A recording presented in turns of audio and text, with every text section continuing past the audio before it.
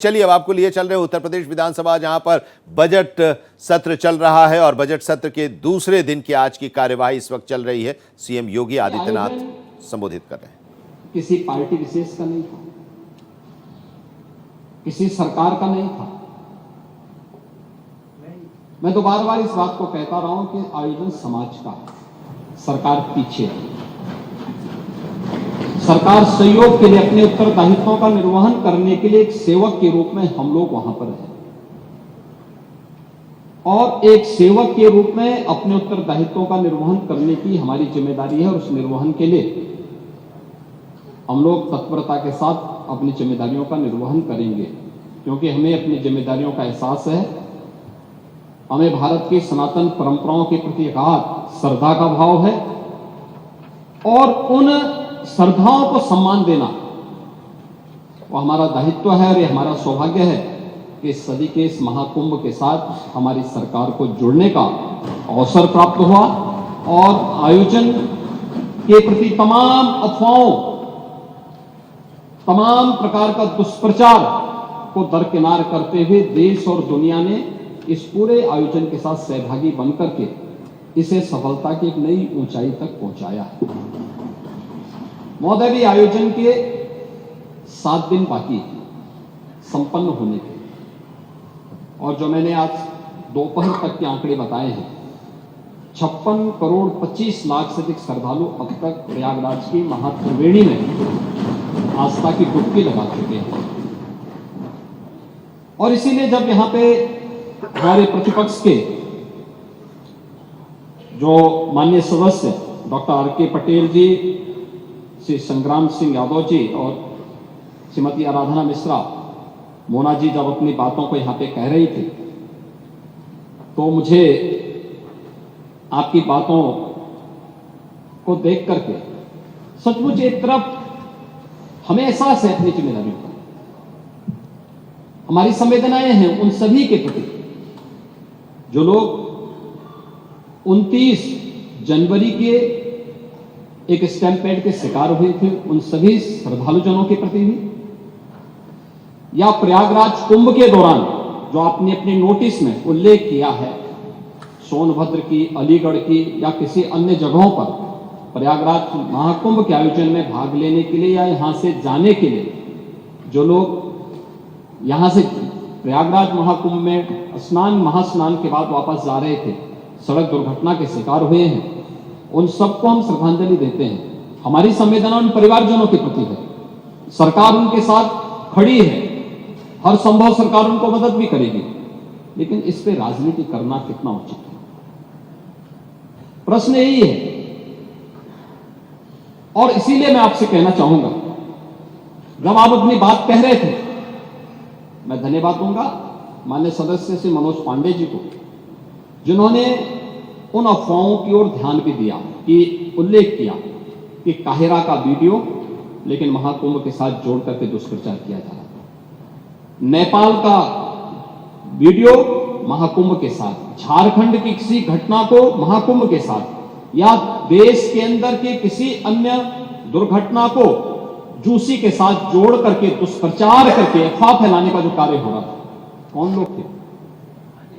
और इसीलिए मैं कहना चाहूंगा कि बड़ा हसीन है इनकी जवान का जादू, लगा के आग बहारों की बात करते हैं। जिन्होंने रात में चुन चुन के बस्तियों को लूटा, वही नसीबों के मारों की बात करते हैं।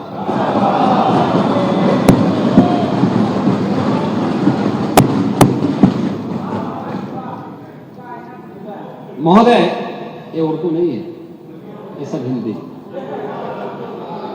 आपको मैं बताना चाहता हूं, आपको मैं एक और बात बताना चाहता हूं, जो भी नेता प्रतिपक्ष कह रहे थे, जब उत्तर प्रदेश की स्थानीय बोलियों को इस सदन में महत्व मिला, उनके द्वारा कहा जा रहा था, उन्होंने विरोध किया था। ठीक उनकी सोच है, ये समाजवादी संस्कार भी है कि हर अच्छे कार्य का विरोध करना है, हर अच्छे कार्य का विरोध करना है। उन्होंने कहा कि हिंदी इस सदन की भाषा है, तो हिंदी को तो हटाया नहीं। इस सदस्यों को एक छूट दी गई है कि किसी भी इन बोलियों में बोल सकता है, हिंदी में ट्रांसलेट की उसकी सुविधा मिलेगी। इस सुविधा है, थोपा नहीं गया है। दूसरा, भोजपुरी हो, अवधी हो, बुंदेली हो या ब्रज हो, पांडे जी इनकी लिपि भी देवनागरी है, कोई दूसरी लिपि नहीं है। संविधान के द्वारा घोषित जो व्यवस्था है उसी के दायरे में सारा कार्य हुआ है। आप जैसे उम्रदराज व्यक्ति को तो इसका स्वागत करना चाहिए, इसका स्वागत करना चाहिए।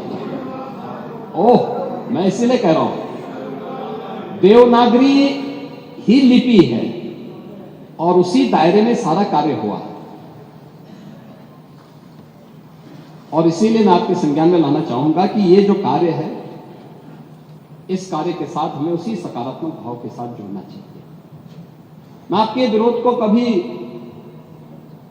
उसका न मैं उपास उड़ाता हूं, न मैं उसको बहुत उसके साथ जोड़ता हूं, क्योंकि मैं जानता हूं आपकी आदतों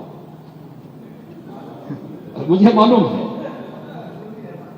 आप लोगों के बारे में एक मान्यता ये भी है, मजबूरी भी है, और आपके बारे में मान्यता भी है कि आज के समाजवादियों के बारे में तो जिस थाली में खाते हैं उसमें छेद करके फिर जाते हैं। और ये जो आप लोगों के बारे में मान्यता है, उसी के बारे में मैं आपसे कहना चाहूंगा कि महोदय, जब हम महाकुंभ के बारे में चर्चा कर रहे हैं और ये आयोजन, नहीं आपके बारे में इसलिए बोल रहा हूं, मैं आऊंगा उस पर भी, मैं उस पर भी आऊंगा भी, उस पर भी मैं आ रहा हूं। जब एक महाकुंभ का विरोध पहले दिन से कर रहे थे, महोदय मैं एक एक करके इनके बयानों को यहां पे उद्धृत करना चाहूंगा, और पिछले सदन में भी मैं याद दिलाना चाहूंगा, जब हम लोग यहां पे इसी सदन में आए थे तो महाकुंभ पे चर्चा, उस समय महाकुंभ की तैयारियां चल रही थी और चर्चा के लिए एक दिन निश्चित किया गया था। आप लोगों ने सदन नहीं चलने दिया, सदन नहीं चलने दिया। अच्छा होता महाकुंभ के पहले सदन में पूरे दिन भर की चर्चा होती, हम उस व्यवस्था के बारे में चर्चा करते, आपके अनुभव का लाभ लेते, लेकिन आपने चर्चा नहीं होने दी। लेकिन पहले दिन से ये चर्चा, पहले दिन से ये अफवाह और इस प्रकार का दुष्प्रचार आपके द्वारा निरंतर होता रहा। आप याद करिए, समाजवादी पार्टी के राष्ट्रीय अध्यक्ष ने महाकुंभ आयोजन के पहले इस बारे में कहना शुरू किया कि साहब इतना पैसा और इतना विस्तार देने की आवश्यकता क्या है। उनका बयान कि हमारी सरकार से अपील है कि बहुत सारे बुजुर्ग जो 65 साल से ऊपर और 70 साल से ऊपर के लोग हैं स्नान नहीं कर पाए। उसके बाद फिर उनके बयान आए, जब शुरू हो गया, फिर लगातार अगर समाजवादी पार्टी के सोशल मीडिया हैंडल को देखें, वो आपके संस्कारों के अनुसारी भाषा का प्रयोग भी करते हैं, और जिस प्रकार की भाषा का उसमें प्रयोग किया जाता है, मुझे लगता है किसी भी सभ्य सोसाइटी के लिए वो भाषा कभी शोभा नहीं देगी। आप लोगों के अपने संस्कार हो सकते हैं, आप लोगों का अपना व्यवहार हो सकता है, लेकिन कोई सभ्य समाज और कोई सभ्य सोसाइटी उसको कभी मान्यता नहीं दे सकती। लेकिन उसके माध्यम से लगातार दुष्प्रचार किया गया। यही नहीं, ये भी मांग हुई, देखिए आपकी पार्टी के ही नेता, आपके अध्यक्ष ने कहा कि हम मांग करते हैं कि अकबर का किला जो बिल्कुल संगम नोच पर वहां जो वट वृक्ष है उसकी पूजा करते हैं, सरस्वती नदी भी वहीं से निकलती है। आप देखिए, यानी अक्षय वट का नाम भी उनको नहीं मालूम। सरस्वती कूप को सरस्वती नदी कहते हैं। ये आपका जनरल नॉलेज है।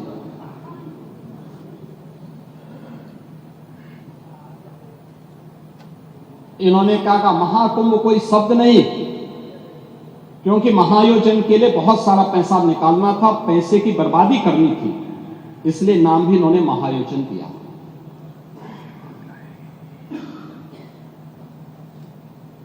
पहले दिन से ही राज्य सरकार आंकड़े दे रही है कि कितने लोगों ने पवित्र डुबकी लगाई है। जो लोग पवित्र डुबकी लगाने वालों की संख्या बता सकते हैं, वे यह नहीं बता पा रहे हैं कि कितने लोगों की जान चली गई। इनके एक सहयोगी आ रहे हैं, चिंता मत करिए, एक एक प्रश्न का उत्तर देंगे, थोड़ा पेशेंस रखिए। देखो, आप बोल रहे थे, मैं बहुत शांति से सुन रहा था, बहुत शांति से। आप ही के एक सहयोगी श्री लालू यादव जी कह रहे हैं, अरे ये सब कुंभ का क्या कोई मतलब है, फालतू का कुंभ है। यानी सनातन धर्म के इस महायोजन को फालतू उनको दिखाई देता है। और इनके एक और सहयोगी उससे भी 2 कदम आगे आकर के कहती हैं कि महाकुंभ मृत्यु कुंभ में बदल गया है। ये क्या है? ये क्या है? मल्लिकार्जुन खड़गे, कांग्रेस के नेता, अध्यक्ष, कहते हैं कुंभ भगदड़ में हजारों लोग मारे गए। ट्रीटमेंट के बारे में, वैक्सीनेशन के बारे में अपने आप चुपचाप वैक्सीन लगा लिए और दूसरों को कहते थे कि वैक्सीन मत लगाओ। वैक्सीन को कहते थे बीजेपी वैक्सीन है। वैक्सीन के बारे में भी इस प्रकार की चर्चाएं होती थी। और महोदय, यही नहीं, जब 500 वर्षों का इंतजार समाप्त हुआ, अयोध्या में रामलला में भगवान राम के भव्य मंदिर के निर्माण का कार्यक्रम संपन्न हुआ, तब भी उन्होंने विरोध किया, अयोध्या में राम मंदिर का विरोध। यानी माननीय उच्चतम न्यायालय के एक संविधान पीठ के द्वारा सर्वसम्मत से फैसला देकर के 500 वर्षों के इस विवाद का हस्तक्षेप किया गया। अयोध्या में रामलला का विराजमान होता है, तब भी समाजवादी पार्टी इसका विरोध की। और मेरी इच्छा थी, हार्दिक इच्छा थी कि महाकुंभ के आयोजन के दौरान एक दिन हम ज्वाइंट सेशन प्रयागराज में ही क्यों न करें, लेकिन मुझे मालूम था कि समाजवादी पार्टी फिर इसका विरोध करेगी, क्योंकि समाजवादी पार्टी कोई अच्छे काम का कभी समर्थन नहीं कर सकते। नहीं, देखिए, हमने अयोध्या में राम जन्मभूमि दर्शन करने के लिए जब इसी सदन में प्रस्ताव आप लोगों ने दिया, तो आपके प्रस्ताव पर अध्यक्ष जी ने सहमति दी, दोनों सदनों के सभी सदस्य जाने को तत्पर हुए, समाजवादी पार्टी वॉकआउट कर गई। नहीं, आपका नहीं भाई, शिवपाल जी तो नहीं जा पाते, शिवपाल जी का तो रास्ता नहीं है, वो चच्चू तो जो है यहां से पश्चिम की तरफ जाते हैं। हम तो कह रहे हैं सबके हैं, हमने तो इसीलिए कहा सब लोग चलिए, लेकिन आप लोगों ने विरोध कर दिया। मोना जी गई थी और भी माननीय सदस्य गए थे, लेकिन मेरा यह कहना है, इसीलिए प्रयागराज के बारे में हम लोग ज्वाइंट सेशन से अपने आप को दूर रखेंगे। नहीं, छोड़िए, जाने दीजिए, जिसकी मर्जी आएगी जाना चाहेगा, जिसकी मर्जी आएगी नहीं जाना चाहेगा। मैं तो अध्यक्ष जी से कहूंगा कि एक दिन जरूर रखें मान्य सदस्यों के लिए कि प्रयागराज में जाकर के आस्था की डुबकी लगा लें। बहुत सारे सदस्य इसका इंतजार करें, और ऐसे बहुत सारे सदस्य इसका इंतजार करें, और जाना चाहिए, क्योंकि देश आ रहा है, दुनिया आ रही है। आप मुझे बताइए, आज 56 करोड़ से भी श्रद्धालुओं ने अब तक वहां पे आस्था की डुबकी लगाई है। अगर मैं भारत के अंदर देखूं, 140 करोड़ की आबादी में 110 करोड़ सनातन धर्मावलंबी है। कुछ और भी मिला लेते, मान के चलिए कि हर एक परिवार में 4 सदस्य होंगे, तो हर परिवार के 2 सदस्यों ने अब तक वहां डुबकी लगाई है। तो ये लोग क्यों वंचित रहेंगे? ये क्यों वंचित रहना चाहते हैं? जो अगर बहुत सारे लोग इंतजार कर रहे होंगे कि हो सकता है कि यहां पे कोई हम सेशन कर लें, मेरा कहना है कि एक अवसर मिलना चाहिए मान्य सदस्यों को, वहां पे जाकर के आस्था की डुबकी लगाएं। महोदय, इसके बारे में बहुत सारे दुष्प्रचार किए गए और बहुत सारी चीजें, उन पर मैं भी उसी पे मैं चर्चा करूंगा। लेकिन मैं इससे पहले महाकुंभ के आयोजन के बारे में जो व्यवस्थाएं बनाई गई, और मैं उसकी तुलना भी करना चाहूंगा कि कैसे वहां पर उस आयोजन के साथ हमारी सरकार को जुड़ने का अवसर मिला और पिछली सरकारों के समय क्या हुआ था। अब आप लॉजिस्टिक की ही बात करते हैं महोदय, मैं जो भी चीजें वहां कुंभ के आयोजन के साथ जुड़ी, 2013 के साथ अगर हम जोड़ें इसको, 2013 में प्रयागराज कुंभ के साथ देखें, 2013 में आयोजन था 55 दिन का और 2025 के महाकुंभ में आयोजन है 45 दिन का। ये आयोजन की तिथि न मैं तय करता हूं, न सरकार तय करती है। ये हमारी धार्मिक व्यवस्था का एक हिस्सा है और उसके अनुसार जो मुहूर्त होंगे उस मुहूर्त के अनुसार ये आयोजन तय होते हैं। ये पौष पूर्णिमा से और महाशिवरात्रि के बीच का आयोजन कुंभ के आयोजन के लिए होता है। यही आयोजन इस पूरी उसके साथ जुड़ता है। मेले की अवधि 55 दिन थी 2013 में और इस बार यह अवधि है 45 दिन की। 2013 में कुल जो क्षेत्रफल था यह 1936 हेक्टेयर का था। यानी अगर हम इसको एकड़ में देखेंगे तो ये मुश्किल 5000 एकड़ का भी नहीं होता है। और इस बार हम लोगों ने इसको बढ़ाया है लगभग 10,000 एकड़ से अधिक क्षेत्रफल में महाकुंभ के आयोजन को हमारी सरकार आयोजित कर रही है। 2013 में 14 सेक्टर में था, इस बार यह आयोजन है 25 सेक्टर में। पार्किंग का स्पेस जो आपके पास था उस समय कुल 635 हेक्टेयर में आप लोगों ने पार्किंग की सुविधा दी थी और इस बार हम लोगों ने पार्किंग की सुविधा दी है 1850 हेक्टेयर में। केवल पार्किंग की सुविधा दी यानी 4000 यानी 5000 एकड़ से अधिक क्षेत्रफल में केवल पार्किंग की सुविधा दी है। 2013 में प्रयागराज सिटी के अंदर हमारे पास एक अवसर होता है कि इस प्रकार के आयोजन सिटी के एक निश्चित डेवलपमेंट के प्लान को भी आगे बढ़ाएं। आपने देखा होगा 2013 में प्रयागराज सिटी के बारे में कोई आरओबी नहीं, कोई पक्के घाट नहीं, रिवर फ्रंट के लिए कोई कार्य नहीं हुआ। लेकिन हमारी सरकार को यह सौभाग्य जाता है कि 2019 में हमने 9 आरओबी और 6 अंडरपास बनाए थे और 2025 में हमारी सरकार ने जो पैसा वहां खर्च किया उसमें प्रयागराज सिटी के अंदर 14 फ्लाईओवर बनाए हैं, 14 नए फ्लाईओवर बनाए हैं, 9 उसमें पक्के घाट बनाए हैं, 7 रिवर फ्रंट रोड का निर्माण किया गया है। अस्थायी घाट 2013 में केवल 4 किलोमीटर का था, इस बार जो अस्थायी घाट बने हैं वह 12 किलोमीटर का बनाया गया।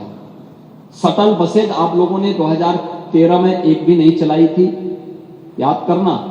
ये शटल बसेज ही फ्री में श्रद्धालु जनों को कुंभ के नजदीक क्षेत्रफल में संगम के आसपास के क्षेत्र तक पहुंचाती है, एक भी नहीं थी। इस बार 550 बसेज केवल शटल बसेज हैं जो श्रद्धालु जनों को वहां तक पहुंचाने का काम कर रही है।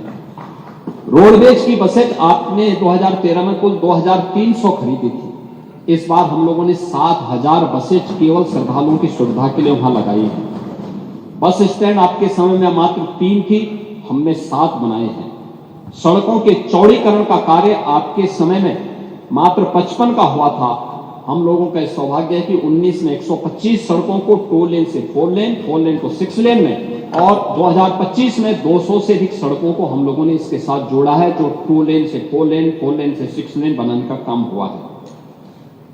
नालों की स्थिति एक बड़ी चर्चा इसमें हो रही है और मैं सोच रहा था कि हो सकता है कि कुछ माननीय सदस्य इसके बारे में यहां चर्चा भी हो सकता करेंगे, लेकिन हो सकता उनका संज्ञान नहीं आया होगा। और है जिस प्रकार का दुष्प्रचार लोग करने में लगे हैं, उत्तर प्रदेश को, महाकुंभ को, सनातन धर्म को बदनाम करने के लिए, देश को बदनाम करने के लिए जो साजिशें रचने वाले तत्व हैं वे लगातार इस प्रकार का दुष्प्रचार करते हैं। पहले मैंने कहा ना, जो काहिरा में अग्निकांड की घटना को प्रयागराज के साथ जोड़ना, नेपाल की घटना को, झारखंड की घटना को या वेस्ट बंगाल की घटना को या देश के अंदर की किसी बड़ी दुर्घटना को प्रयागराज के साथ जोड़ना, इस प्रकार के लगातार वीडियो सोशल मीडिया हैंडल के माध्यम से और डिजिटल मीडिया के प्लेटफॉर्म पर भी आप देख सकते हैं। ऐसे ही जल की गुणवत्ता के बारे में भी प्रश्न खड़े करने के प्रयास हुए। याद रखना 2013 में बायोरेमेडिएशन या जियो ट्यूब की व्यवस्था बहुत सीमित थी। और परिणाम क्या था? पूरा कुंभ अव्यवस्था, गंदगी और अराजकता का एक अड्डा हो चुका था। उस स्थिति को सोचिए जब मॉरिशस के माननीय प्रधानमंत्री 2013 में प्रयागराज महाकुंभ में पधारे थे और गंगा में गंदगी देख करके, अव्यवस्था देख करके, पॉल्यूशन की मात्रा को देख करके उन्होंने स्नान करने से इनकार कर दिया।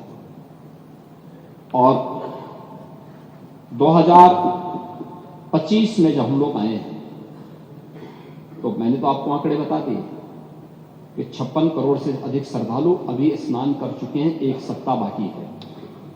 81 नालों को यानी 261 MLD के जो वहां के नाले सभी को टेप किया गया है, और टेप ही नहीं किया गया है बल्कि उसके बारे में जो सरकार की व्यवस्थाएं बनाई गई है उसके बारे में मैं विस्तार से सदन में कहना चाहूंगा, क्योंकि बहुत सारे लोग अभी उसके बारे में दुष्प्रचार करने की अपनी उस प्रवृत्ति से बाज नहीं आएंगे, और इसलिए मैं उसके बारे में बताना चाहूंगा कि गंगा जी हो या यमुना जी हो, प्रयागराज के जितने भी वहां पे संगम स्थल से जुड़े हुए जितने भी वहां के अगल बगल के जितने भी नाले हैं, जितने भी इस प्रकार के सीवर का है, ड्रेनेज का है, सबको टेप करके या तो STP में या बायो रेमेडिएशन या जियो ट्यूब के माध्यम से उनके शुद्धिकरण के बाद ही उसे वहां पर वो किया जा रहा है। दूसरा है ट्रीटमेंट के बाद ही उस जल को छोड़ा जा रहा है। जल की शुद्धता के जो मानक होते हैं वह 2 स्तर पर जांची जाती है। एक तो BOD स्तर पर, बायोलॉजिकल ऑक्सीजन डिमांड के रूप में, और दूसरा DO के रूप में, डिजॉल्व ऑक्सीजन के रूप में। और इन दोनों के मानक निर्धारित हैं, इन दोनों के मानक निर्धारित हैं, जिसमें BOD 3 या उससे कम होना चाहिए और DO जो डिजॉल्व ऑक्सीजन की मात्रा है वो 5 से अधिक होनी चाहिए। जल में स्नान करने के लिए जल की जो मात्रा होती है उसमें ये मात्रा इस रूप में होनी चाहिए। और मुझे बताते हुए यहाँ पर मैं आपको बताना चाहता हूँ कि उत्तर प्रदेश जो पॉल्यूशन कंट्रोल बोर्ड है वो लगातार वहाँ पे जल की मॉनिटरिंग करता है, उसकी गुणवत्ता को बनाए रखने के लिए कार्य कर रहा है। और आज की जो उनकी रिपोर्ट है संगम की, कि संगम और उसके आगे पीछे जो BOD है वो 3 या उससे कम है, और डिजॉल्व ऑक्सीजन की मात्रा ये 8 और 9 से अधिक पाई जा रही है। यानी संगम का जल स्नान करने लायक भी है और आचमन करने लायक भी है। जो लोग इसका दुष्प्रचार कर रहे हैं वे उन सबको इस बात को देखना चाहिए। एक समाचार पत्रों में एक न्यूज जो देखने को मिली, मैंने देख रहा था, पुरानी न्यूज है, NGT के माध्यम से, NGT का नाम लेकर के दिया गया है, किसी ने दिया है, जिसमें उन्होंने कहा है कि फीकल कोलिफॉर्म की उसमें उन्होंने चर्चा की। ये फीकल कोलिफॉर्म की जो मात्रा उन्होंने की है इसमें 2500 MPM यानी मोस्ट प्रोबेबल नंबर, ये उससे उसका मापक माना गया है। इससे कम होनी चाहिए 100 ml में, 100 मिलीलीटर में। और इसके जो अलग अलग नमूने लिए गए फीकल कोलिफॉर्म के लिए, ये फीकल कोलिफॉर्म बढ़ने के बहुत सारे कारण हो सकते हैं। या तो कहीं सीवेज लीकेज है, या बहुत बार होता है कि वे इस प्रकार की नदियां हैं, कोई वह चैनलाइज तो है नहीं, भैंस है, गाय है या अन्य जानवर उसमें आते हैं, नहाते हैं, उसके कारण भी, उनके गोबर आदि के कारण भी इसकी मात्रा तेजी के साथ बढ़ती है। लेकिन प्रयागराज के संदर्भ में जो मैं आपको स्पष्ट करना चाहूंगा कि 12, 16, 20, 25, 30 जनवरी, 5, 10 और 13 फरवरी को जो सैंपल के परीक्षण लिए गए हैं उसमें संगम नोच पर फीकल कोलिफॉर्म की मात्रा मानक के अनुरूप पाई गई है। ये Uttar Pradesh pollution control board का है, जो 2500 MPM प्रति 100 ml से ये कम पाई गई है। इसका मतलब जो दुष्प्रचार कर रहे हैं केवल कुंभ महाकुंभ को बदनाम करने की साजिश का हिस्सा है। और केंद्रीय प्रदूषण नियंत्रण बोर्ड ने भी, जिनके नाम पर खबर है, उन्होंने भी 12, 13 एवं 15 जनवरी की रिपोर्ट में इसकी मात्रा को 2000 या उससे कम पाया, यानी 2500 से कम ही पाया है। यह भी इसमें मैं आपको स्पष्ट करना चाहता हूं। और महोदय, मैं इसीलिए कहना चाहूंगा कि ये जो नकारात्मक सोच है, दुष्प्रचार के माध्यम से महाकुंभ को बदनाम करने की साजिश का जो हिस्सा है, ये उन करोड़ों लोगों की आस्था के साथ खिलवाड़ है और किसी जाति, मत और मजहब से जुड़े हुई संख्या भी नहीं है और किसी वर्ग का भी नहीं है। इसमें गांव में एक सामान्य नागरिक भी आ रहा है, देश का बड़ा उद्योगपति भी आ रहा है, देश की महामहिम राष्ट्रपति भी आए, महामहिम उपराष्ट्रपति भी आए, माननीय प्रधानमंत्री जी भी आए, केंद्रीय मंत्रीगण आए हैं, स्पीकर साहब आए हैं लोकसभा के। हर यानी देश और दुनिया की हर सेलिब्रिटी वहां प्रयागराज आ रही है। उच्चतम न्यायालय के माननीय न्यायाधीश हो या हाईकोर्ट, तमाम उच्च न्यायालयों के माननीय न्यायाधीशों की संख्या, समाज का हर तबका प्रयागराज के लिए उमड़ रहा है, हर व्यक्ति आ रहा है। और क्या प्रचार करना बुरा था क्या? क्या हमें उत्तर प्रदेश की किसी उपलब्धि को, उत्तर प्रदेश की किसी आयोजन को देश और दुनिया के सामने नहीं ले जाना है क्या? आपने प्रत्येक स्नान के समय वहां देखा होगा किस प्रकार की स्थितियां थी। श्रद्धालु हो या फिर पर्यटक हो, देशी हो या विदेशी पर्यटक हो, जो एक बार कुंभ में डुबकी लगाया और भूरी भूरी प्रशंसा किया, व्यवस्था की प्रशंसा किया, जल की प्रशंसा किया, आयोजन की प्रशंसा किया, एकात्मता की प्रशंसा किया। कौन भेदभाव हुआ? कौन तुष्टीकरण हुआ? कौन सा तुष्टीकरण है? कौन सा तुष्टीकरण इसमें है? एक तुष्टीकरण नहीं, 56 करोड़ लोगों के आने का संतुष्टीकरण है, भारत के संतुष्टीकरण है, दुनिया का संतुष्टीकरण है। ये बातें इस बात को एहसास कराती हैं कि भारत की ताकत का एहसास दुनिया कर रही है और उत्तर प्रदेश की ताकत का एहसास पूरा भारत कर रहा है कि हाँ, उत्तर प्रदेश कितने बड़े आयोजन को कर सकता है। इस आयोजन के साथ जुड़ने का सौभाग्य उत्तर प्रदेश वासियों को प्राप्त हो रहा है और उत्तर प्रदेश में भी केवल प्रयागराज इस आयोजन को कर सकता है। यह सौभाग्य उत्तर प्रदेश के अंदर प्राप्त हुआ है। मुझे अभी पिछले सप्ताह वाराणसी जाने का अवसर भी प्राप्त हुआ और वाराणसी मैंने देखा पिछले 1.5 महीने से लाखों की संख्या में श्रद्धालु आ रहा, लेकिन वाराणसी वासी भी खुश हैं। अरे साहब, देश भर से लोग आ रहे हैं, काशी में वर्ष भर से लोग आते हैं, लेकिन लाखों की संख्या में हर दिन हो, मुख्य मुख्य आयोजनों में होते थे, लेकिन लाखों की संख्या में अभिभूत होकर के जा रहा है। उत्तर प्रदेश के बारे में एक नई धारणा लेकर जा रहा है। लगातार लोग आ रहे हैं। अयोध्या धाम में वही स्थिति है, लोग बड़ी संख्या में आ रहे हैं, बड़ी श्रद्धा भाव के साथ अयोध्या के साथ जुड़ रहे हैं और अयोध्या के साथ जुड़ रहे हैं तो आध्यात्मिक रूप से पुण्य के भागीदार भी बन रहे हैं, लेकिन साथ साथ यहां पर आर्थिक समृद्धि का द्वार भी खोल रहे हैं। आप मुझे बताइए कि जो स्थानीय स्तर पर आ रहा होगा वो तो ठीक है, हमने भंडारे के आयोजन किए।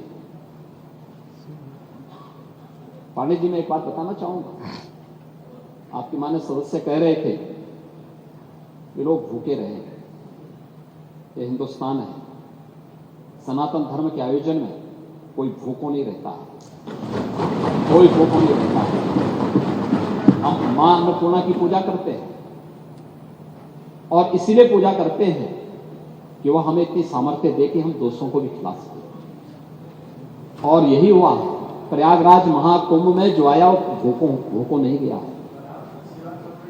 वाराणसी में सेवा चल रही है, अयोध्या में सेवा चल रही है, प्रयागराज में सेवा चल रही है और प्रयागराज, अयोध्या, काशी, इन तीनों ने अतिथि देवो भव का जो सबसे उत्तम उदाहरण हो सकता है वह भी प्रस्तुत किया। लेकिन जो लोग दुष्प्रचार कर रहे हैं उनकी इस नकारात्मक राजनीति से वे अपना नुकसान पहुंचा रहे हैं। वे प्रदेश का हित नहीं कर रहे हैं, देश का हित भी नहीं कर रहे हैं। ये जो जनता जनार्दन संतुष्टिकरण के मार्ग से आगे बढ़ चुकी है, वह इस नकारात्मक राजनीति को पसंद करने को तैयार नहीं है। तमाम दुष्प्रचार के बावजूद भी जनता मानने को तैयार नहीं है। आप देख रहे होंगे व्यवस्था करने में हमें कठिनाई हो रही है, लाइन लगी है, लोग हर व्यक्ति आना चाहता है और उन सबका हम स्वागत भी करेंगे। हम व्यवस्थाएं दे रहे हैं, हर प्रकार का प्रयास कर रहे हैं अपने स्तर पर, लेकिन आप दूसरों को उपदेश दे रहे हैं लेकिन चुपचाप स्नान करके चले आ रहे हैं। ये बड़ी विडंबना वाली स्थिति है।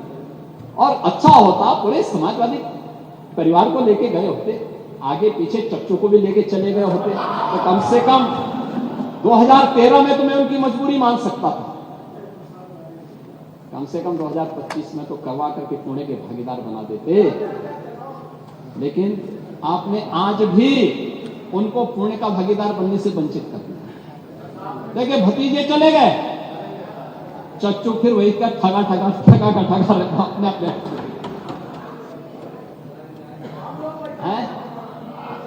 नहीं, आप चलिए ना, एक दिन चच्चू को लेके जाइए पानी से। आप आज जाइए, मल्होत्रा जी को भी लेके जाइए, आगे पीछे लोग चलेंगे, आपके साथ जाएंगे, बड़ी शोभा है।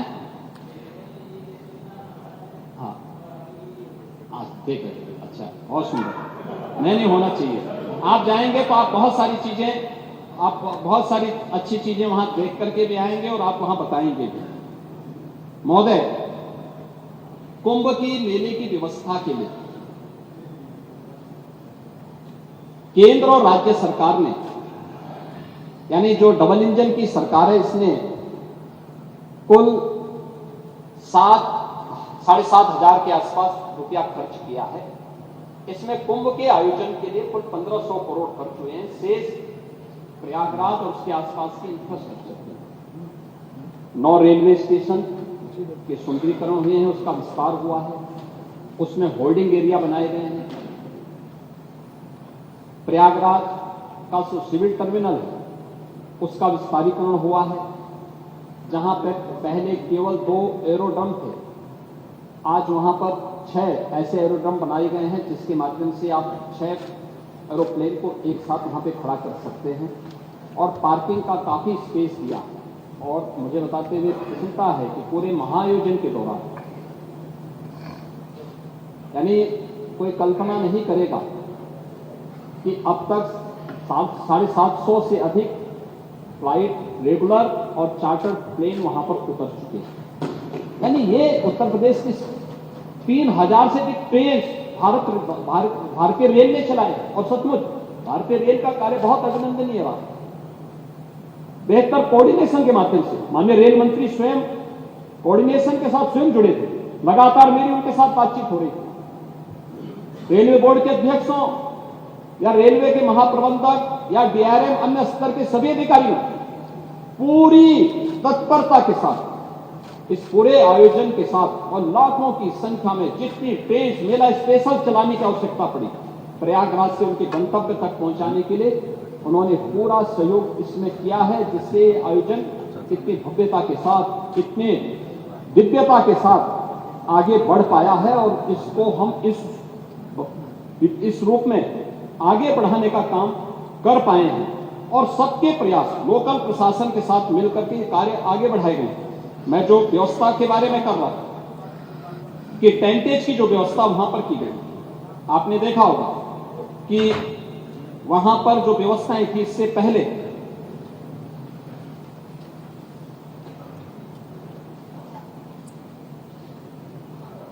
डेढ़ लाख से अधिक टेंट, 1.5 लाख से अधिक शौचालय,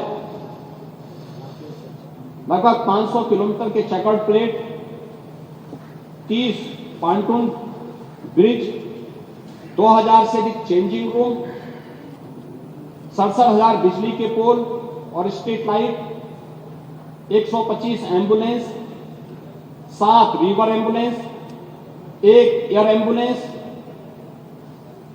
स्वच्छता के लिए 20,000 से अधिक सफाई जो कार्मिक हैं,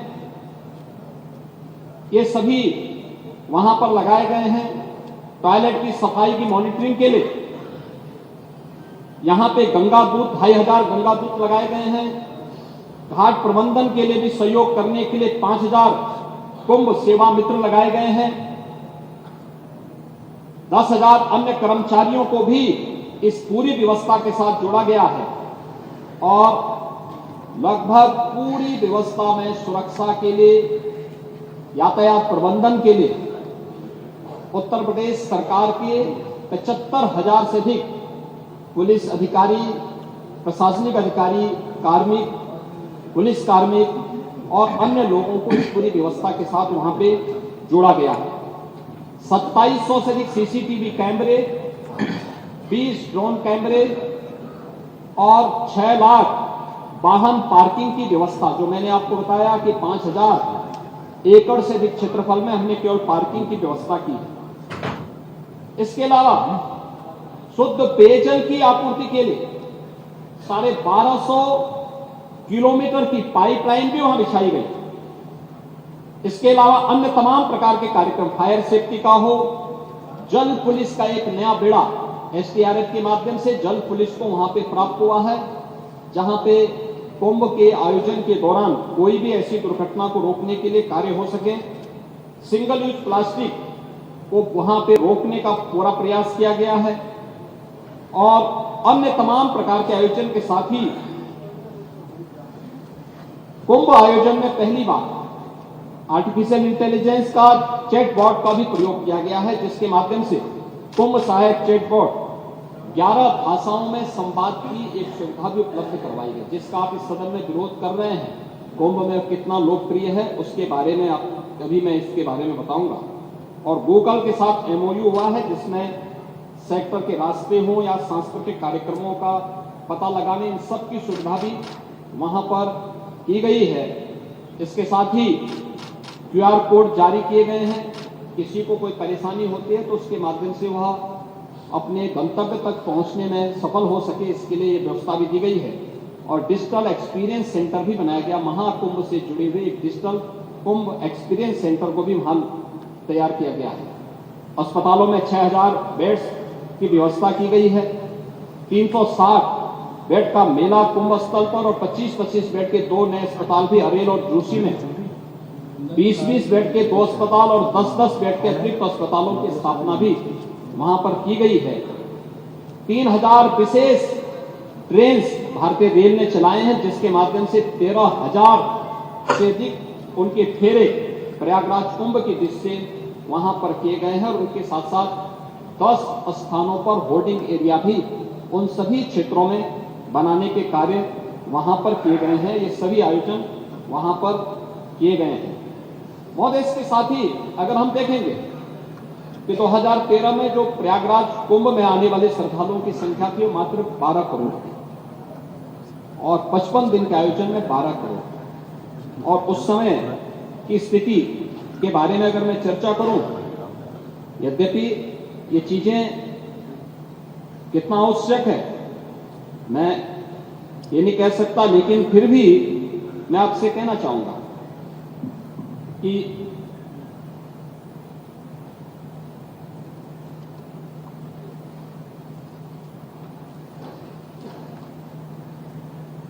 (2013) का आयोजन उस समय की स्थिति क्या थी?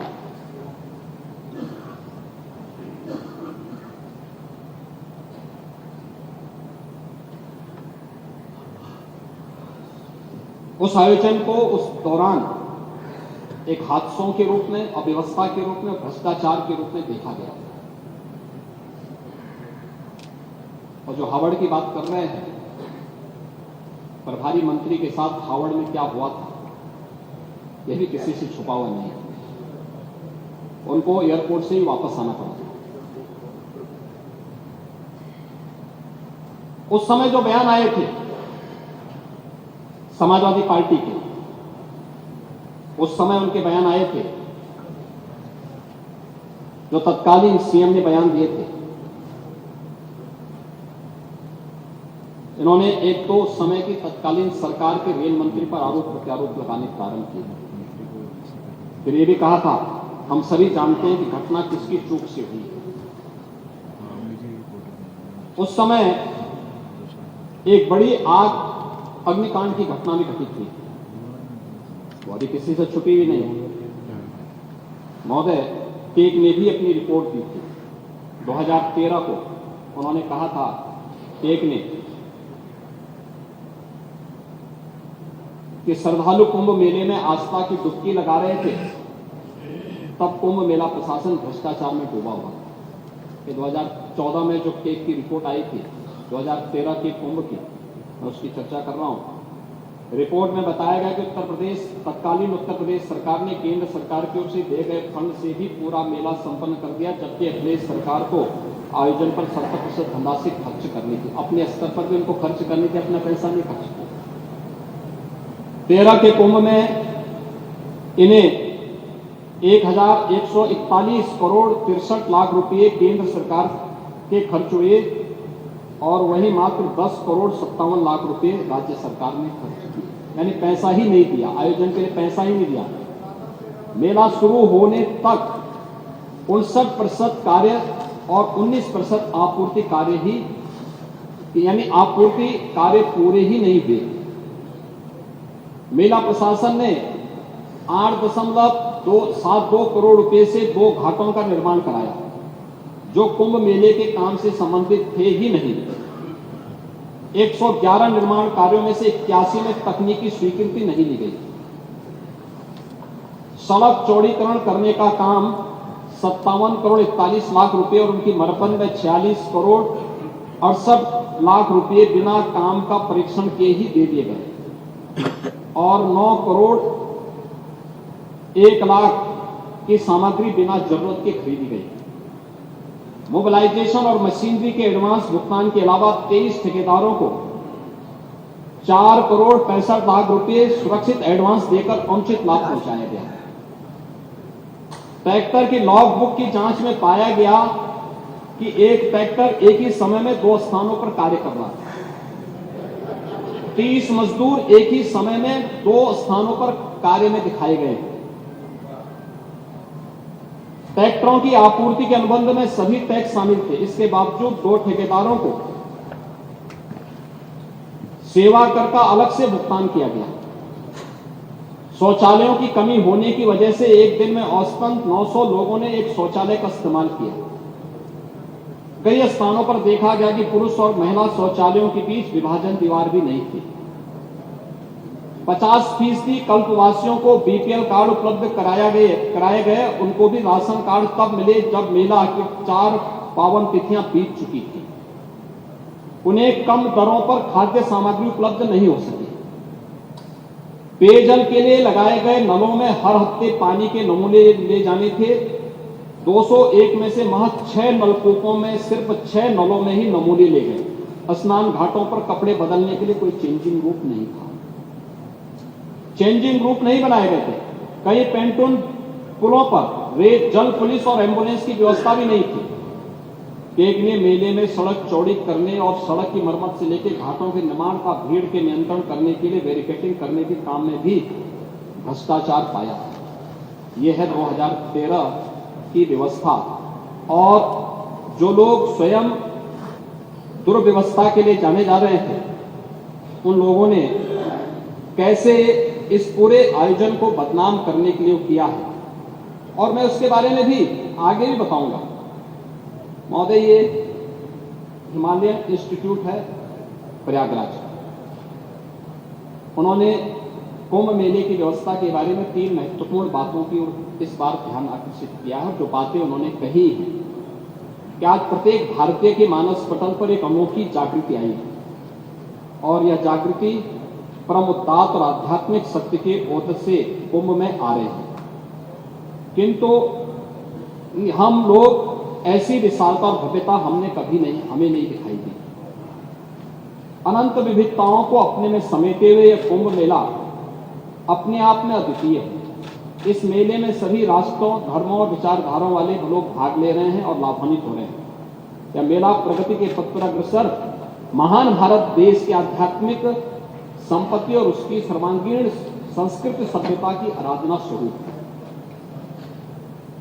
दूसरा उन्होंने कहा समूचे विश्व के आध्यात्मिक जिज्ञासु तथा सामान्य मानव समाज कुंभ मेले के प्रति जागरूक हो गया है। यह कुंभ मेला भारत के अगाध आध्यात्मिक परंपराओं के मूल स्रोत दर्शित करता है और प्रदर्शित करता है कि अनोखी विधि विश्व की अनेक विचारधाराओं को नेतृत्व कर रही है। तीसरा उन्होंने कहा कि कुंभ मेले का ऐसा रूप देने में कितना प्रयत्न करना पड़ा होगा, कितने संसाधन जुटाने पड़े होंगे, कितनी बुद्धिबल, धन, जनशक्ति, विशेष रूप से उच्च स्तरीय नेतृत्व शक्ति का संचय और सदुपयोग किया गया होगा। इसका अनुमान कुंभ मेले में प्रवेश करके ही हो जाता है। कुंभ मेले की सफलता की इस चोटी पर पहुंचाने के लिए सरकार के शीर्षस्थ पद पर विराजमान समस्त अधिकारियों और प्रशंसा के धन्यवाद के पात्र हैं। इस महान पर्व को विश्व के मानचित्र पर सदा सदा के लिए सर्वोच्च पद पर आसीन करने के लिए आप सबका हम सत सत नमन और आभार व्यक्त करते हैं। हिमालयन इंस्टीट्यूट एक पत्र जारी करता है अपने यहाँ से।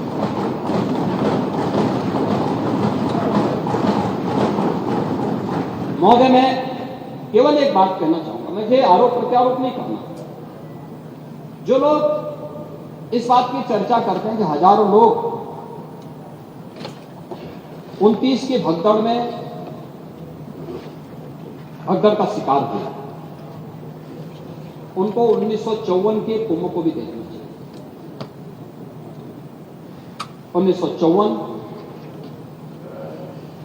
800 से अधिक श्रद्धालुओं की मौत हुई थी और यह दुर्भाग्यपूर्ण घटना तब हुई थी जब तत्कालीन प्रधानमंत्री और तत्कालीन महामहिम राष्ट्रपति एक दिन पहले इस महाकुंभ में भागीदार बन गए।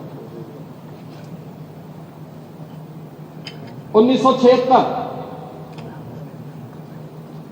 1974 और 1986 के कुंभ के आयोजन में सैकड़ों लोगों की मौत हुई। तो आज हमें आईना दिखाने का काम कर रहे हैं। वे लोग आज इस महाआयोजन पर प्रश्न खड़ा कर रहे हैं। महोदय, वीआईपी कल्चर की बात वो करते हैं जो मुंह पे चांदी का चम्मच लेकर के ही पैदा हुए, जीवन भर जिन्होंने वीआईपी सुविधा ली। अगर थोड़ी सी वीआईपी सुविधा इधर उधर नहीं कि जमीन आसमान को एक कर लेते हैं। वे प्रयागराज महाकुंभ में वीआईपी कल्चर अगर कुंभ में होता तो आप मुझे बताइए 56 करोड़ लोग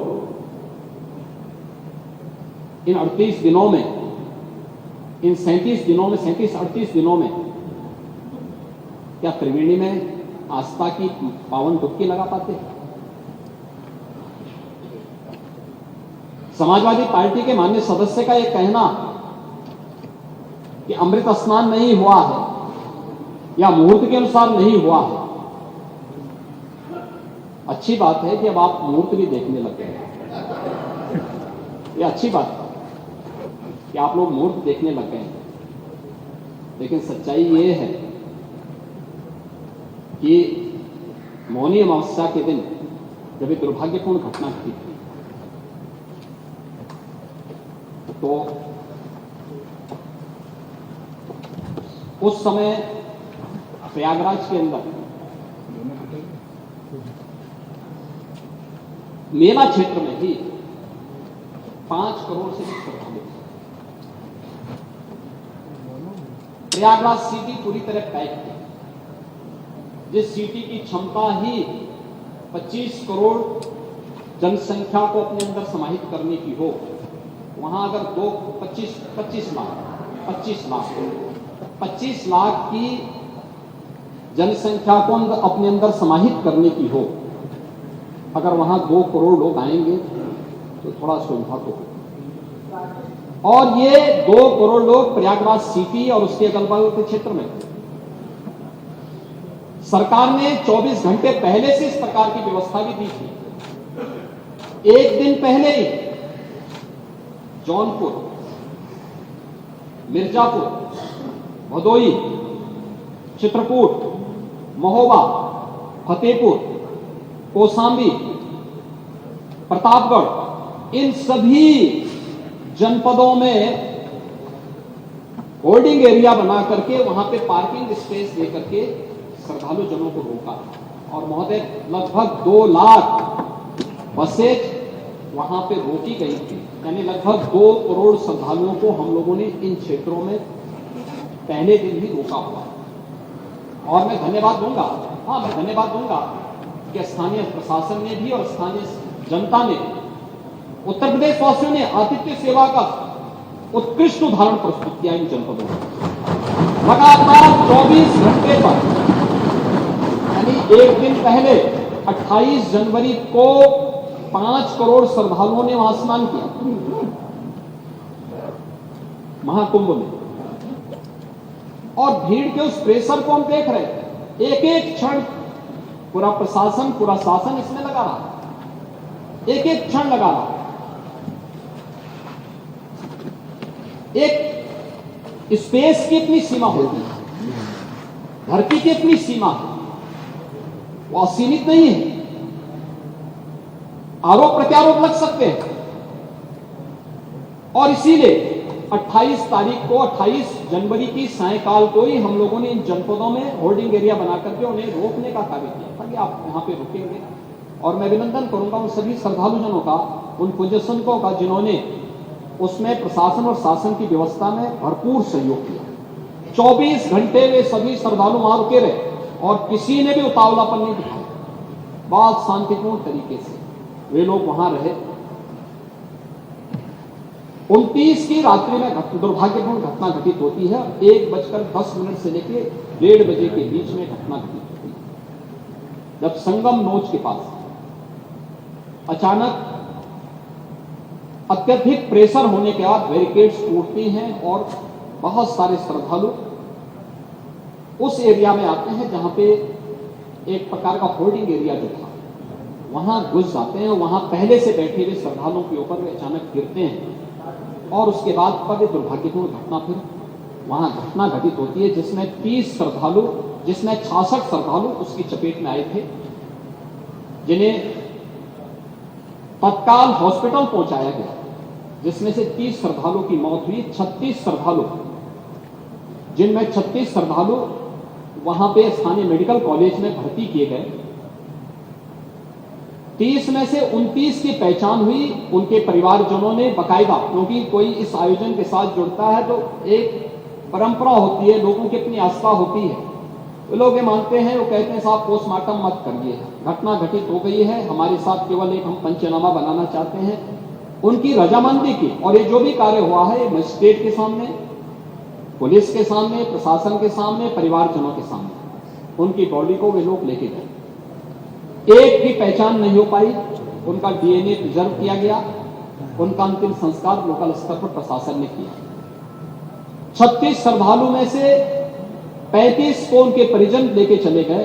एक श्रद्धालु अभी वहां पे उपचाराधीन है और स्थानीय मेडिकल कॉलेज में उनका उपचार चल रहा है। महोदय, ये घटना वहां की थी, लेकिन अक्सर होता है, भगदड़ होती है, अव्यवस्था फैलती है, भगदड़ की स्थिति पैदा होती है, लेकिन वहां पे तत्काल पुलिस ने भी और उसके लिए लगाई गई एजेंसियां भी, उन्होंने जब रेस्क्यू प्रारंभ किया तो ग्रीन कॉरिडोर बनाने में श्रद्धालु जनों ने ही उसमें मदद की, और श्रद्धालु जनों ने मदद करके ग्रीन कॉरिडोर बना करके एम्बुलेंस को वहां पहुंचाने और पहुंचाने के साथ साथ उनको हॉस्पिटल पहुंचाने में अपना योगदान भी दिया, हॉस्पिटल से मेडिकल कॉलेज ले जाने में योगदान दिया, जिसमें ये दुर्भाग्यपूर्ण घटना घटी।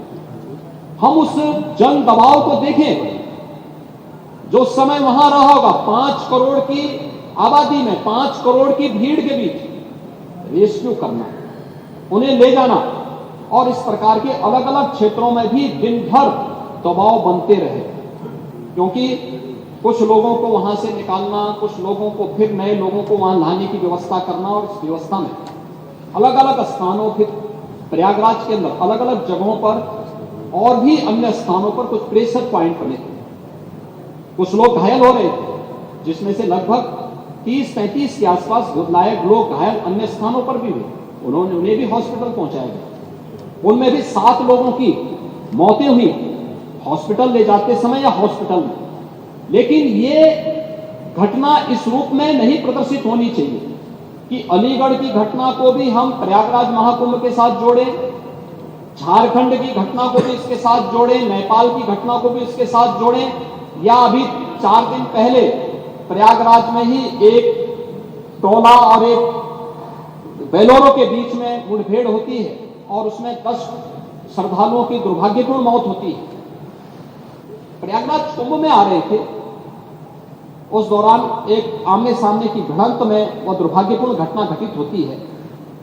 सड़क दुर्घटना हमारे लिए एक चिंता का विषय है और मैं लगातार इस सदन को मैंने पिछली बार भी कहा था कि यह हमारे लिए चिंता का विषय है कि हर वर्ष हम लोग 20 से 25 हजार लोगों को खोते हैं सड़क दुर्घटना में, केवल उत्तर प्रदेश के अंदर खो रहे हैं।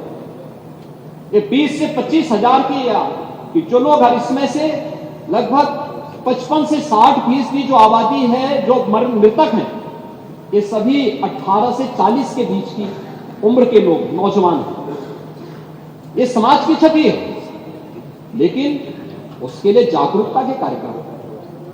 हम लोग हेलमेट लगाने के लिए कहते हैं, लोग हेलमेट नहीं लगाते, यानी भारत के संवैधानिक व्यवस्था में आपका विश्वास नहीं।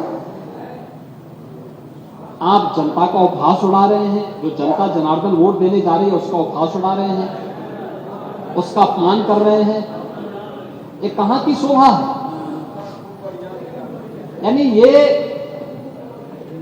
अरे अब देखिए, विषय आया था इसलिए मैं कह रहा हूं, क्योंकि चच्चू ने बात कह दी कि आगे तिथि बढ़ा दिया जाए, तो मैंने कहा बढ़ाने का वो हमारे ऊपर नहीं है, ये शास्त्रों की परंपरा है। शास्त्रीय गणना, शास्त्रीय पद्धति, ज्योतिषी गणना के अनुसार ही होगी और ये पौष पूर्णिमा से शिवरात्रि, महाशिवरात्रि के बीच में होना है, तो उन्हीं तिथियों में होना है। वैसे चच्चू कहीं भी जाके स्नान कर सकते हैं, कोई समस्या नहीं, उनके लिए सुविधा रहेगी और प्रयागराज में पूरी सुविधा हम लोग देंगे महोदय। लेकिन एकात्मता का संदेश देने वाला महाकुंभ, पूरे आयोजन को हम लोगों ने उस रूप में जोड़ा और जो यहां पर चर्चा हो रही है, एक जो एक भाव देखने को मिला है, एकात्मता का भाव। उस एकात्मता के भाव ने तो हम सबको और दुनिया को जरूर इस एकता के उस सूत्र में जोड़ने का कार्य तो किया। डिजिटल कुंभ पे भी प्रश्न खड़ा हो रहा है और महोदय मैं इसके बारे में भी आपसे चर्चा करूं, इसके बारे में मैं सदन का ध्यान आकर्षित करना चाहूंगा कि दुष्प्रचार की अपनी एक सीमा होती है, दुष्प्रचार की अपनी एक सीमा होती है और कितना दुष्प्रचार हमारे विपक्ष के मित्रगण करेंगे। मैं देख के भौचक हूं कि कैसे ये लोग पूरी व्यवस्था को झुठलाने का काम कर रहे थे और किस प्रकार की व्यवस्था पैदा करने का काम कर रहे थे।